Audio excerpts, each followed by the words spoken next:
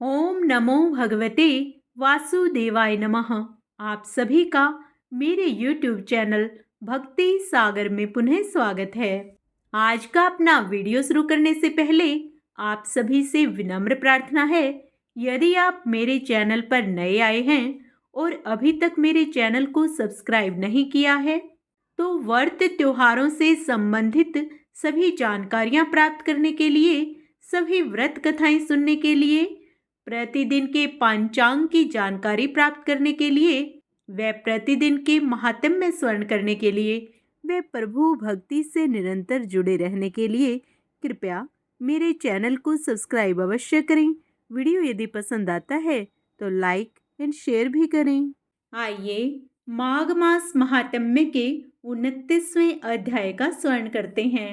लोमेश ऋषि बोले, हे ब्राह्मण, मैंने पुनित फल वाले इतिहास आपके सामने वर्णन किए हैं। अब तेरे पुत्र और गंधर्व कन्याओं को उचित है कि वे पिशाच योनि से मुक्त होने के लिए मेरे साथ प्रयाग जाएं। वहां देवताओं को भी दुर्लभ माघ स्नान होगा। वहां स्नान करने पर यह सब पिशाच योनि से मुक्त होंगे। ऋषि के इन वचनों द्वारा अपनी मनोकामना पूर्ण होती देख वे पिशाचिनियां और पिशाच सहर्ष उनके साथ प्रयागराज में स्नान करने हेतु जाने को तैयार हो गए। ऋषि उन सबको साथ लेकर आकाश मार्ग द्वारा प्रयाग की ओर चले। वशिष्ठ जी बोले, हे दिलीप, अब तुम गंगा और यमुना के महात्म्य को सुनो। आकाश मार्ग से जाते हुए लोमेश ऋषि ने सबको संबोधित करते हुए कहा, तीर्थराज प्रयाग को प्रणाम करो। वैसे तो बिना ज्ञान धारण किए प्राणी भी प्रयागराज के त्रिवेणी जल में स्नान करके मोक्ष को प्राप्त कर लेते हैं। इसी प्रयागराज अक्षेत्र में ब्रह्मा जी ने सृष्टि रचना के लिए वह महान यज्ञ किया था और महान शक्ति प्राप्त की थी, जिनके द्वारा वे सृष्टि की रचना कर सके।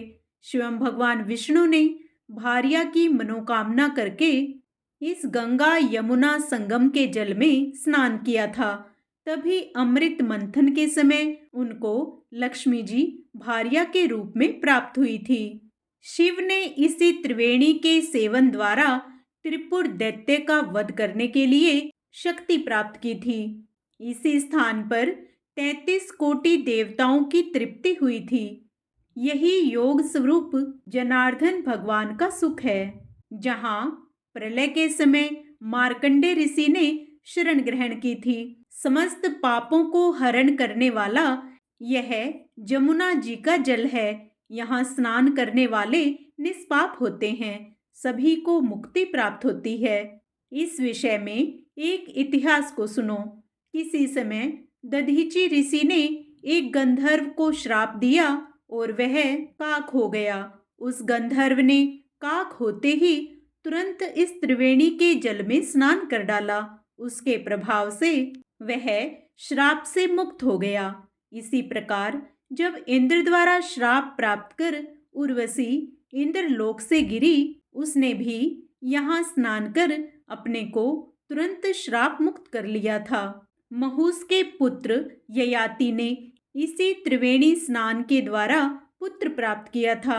इन्होंने धन एवं पुत्र की कामना से त्रिवेणी स्नान किया। कश्यप जी ने यहाँ तप किया। भारद्वाज ने यही सिद्धियां प्राप्त की। सनकादिक ऋषि यहाँ के सेवन द्वारा महान योगी बने। जो माघ स्नान स्थान पर करते हैं, वे कीर्तिमान नक्षत्र बनकर प्रकाशमान होकर प्रकाश से सदैव कीर्तिमान रहते हैं। जो जैसी कामना से यहाँ स्नान करता है, वैसा ही फल प्राप्त करता है। अतः अब अपने पापों से मुक्ति की कामना करके यहाँ स्नान करो। उन्होंने पापों से मुक्ति होने के लिए त्रिवेणी में स्नान किया। स्नान करते ही वे सब पिशाच योनि से मुक्त हो गए। वे अपनी दिव्य देह को प्राप्त हुए। तब वेद निधि ने लोमेश से कहा, हे मुने, आपकी कृपा से यह सब श्राप से मुक्त हुए हैं। अब आप उपदेश दें। लोमेश जी बोले, तुम्हारा पुत्र विद्या अध्ययन समाप्त कर चुका है, युवा है और यह कन्याएं भी इस पर मोहित हैं, अतः इनका विवाह हो जाना चाहिए। ऋषि के वचन मानकर उस ब्राह्मण पुत्र ने उन कन्याओं का वरण कर लिया। तब उन सब ने लोमेश जी को प्रणाम किया और ऋषि उन्हें आशीर्वाद देकर आश्रम चले गए। हे राजन, इस प्रकार वह ब्रह्मचारी इन पांचों गंधर्व कन्याओं को साथ लेकर पिता के साथ घर चला गया। जो प्राणी इस पवित्र माघ मास महात्म्य को पढ़ता और सुनता है, उसकी समस्त पापों से मुक्ति होती है, उसे मनोवांछित फलों की प्राप्ति होती है और वह वैकुंठ को जाता है। इस इतिहास को सुनाने वाले द्विज का पूजन करके यथाशक्ति दक्षिणा देकर संतुष्ट करना चाहिए। ऐसा प्राणी सुखी रहता है।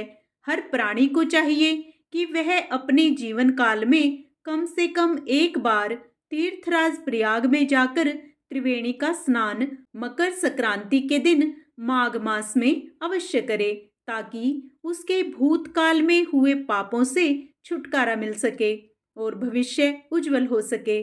स्नान के पश्चात यथाशक्ति सोना, चांदी, रुपया, अन्न, गुड़, तिल आदि का दान अवश्य करें, तभी स्नान दान का पूर्ण फल प्राप्त होता है। इस प्रकार 29वां अध्याय समाप्त होता है। 30वें और आखिरी अध्याय का स्वर्ण हम अपने कल के वीडियो में करेंगे। माघ मास का पूर्ण फल प्राप्त करने के लिए कृपया आप उसे भी स्वर्ण करें। जय श्री हरि। आइए विष्णु भक्ति की श्रृंखला में भगवान के एक भोले भक्त की कहानी सुनते हैं। प्राचीन काल में एक भील जाति का व्यक्ति था, जिसे भगवान विष्णु की भक्ति का कोई विशेष ज्ञान नहीं था, लेकिन उसका हृदय पूरी तरह से निर्मल और श्रद्धा से भरा हुआ था। वह प्रतिदिन जंगल से शिकार करता और उसी से अपना जीवन यापन करता था। एक दिन उसने किसी साधु को भगवान विष्णु की पूजा करते हुए देखा। साधु ने कहा कि भगवान विष्णु को तुलसी के पत्ते और सुंदर भोग अर्पित करने से वे प्रसन्न होते हैं, लेकिन उस भील को कोई विशेष विधि नहीं आती थी। उसने अपनी सरल बुद्धि से यह सोचा कि भगवान को वही चीज प्रिय होगी जो उसके पास सबसे मूल्यवान है। वह जंगल से ताजे फल लाकर भगवान विष्णु की मूर्ति के सामने रख देता और प्रेम से उन्हें अर्पित करता, लेकिन चूंकि उसे विधिवत पूजा करना नहीं आता था, वह फलों को चख कर देखता कि वे मीठे हैं या नहीं, फिर भगवान को अर्पित करता। स्वर्ग में बैठे भगवान विष्णु यह देख मुस्कुराते और प्रेम पूर्वक उन फलों को ग्रहण करते।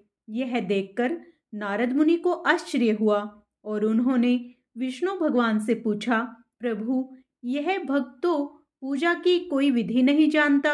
वह पहले फलों को खा लेता है, फिर आपको समर्पित करता है, फिर भी आप इतने प्रसन्न क्यों होते हैं?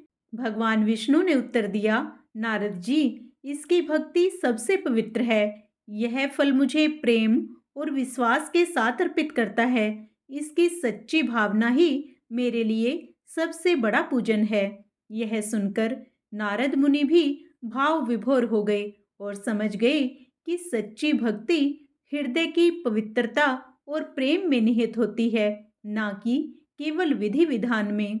इससे हमें पता चलता है कि भगवान को खुश करने के लिए बाहरी दिखावे की आवश्यकता नहीं होती। जो भी सच्चे मन और प्रेम से भगवान को समर्पित होता है, उसे उनकी कृपा अवश्य प्राप्त होती है। प्रभु भाव के भूखे हैं। हम अपने सच्चे मन और सच्चे भाव और आत्मा से ही भगवान के प्रिय बन सकते हैं और भगवान को प्रसन्न कर सकते हैं।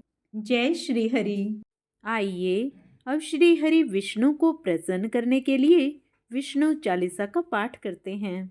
विष्णु सुनिए विनय सेवक की चितलाए, कीरत कुछ वर्णन करूं दीजिए ज्ञान बताए। नमो विष्णु भगवान खरारी, कष्ट न सावने अखिल बिहारी। प्रबल जगत में शक्ति तुम्हारी, त्रिभुवन फैल रही उजियारी। सुंदर रूप मनोहर सूरत, सरल स्वभाव मोहिनी मूरत, तन पर पीताम्बर अति सोहत, बैजंती माला मन मोहत। शंख चक्र कर गदा विराजे, देखत दैत्य असुर दल भाजे। सत्य धर्म मद लोभ न गाजे, काम क्रोध मद लोभ न छाजे। पाप काट भव सिंधु उतारण, कष्ट नाश कर भक्त उबारण। करत अनेक रूप प्रभु धारण, केवल आप भक्ति के कारण। धरणी धेनु बन तुम्हि पुकारा, तब तुम रूप राम का धारा। भारे उतारे असुर दल मारा, रावण आदिक को संहारा। संत भक्त सज्जन मन रंजन, धनुज असुर दुष्टन दल गंजन। सुख उपजाए कष्ट सब भंजन, दोष मिटाए करत जन सज्जन। आप वाराह रूप बनाया, हिरणाक्ष को मार गिराया। धर्म तस्य तन सिंधु बनाया, 14 रत्नन को निकलवाया।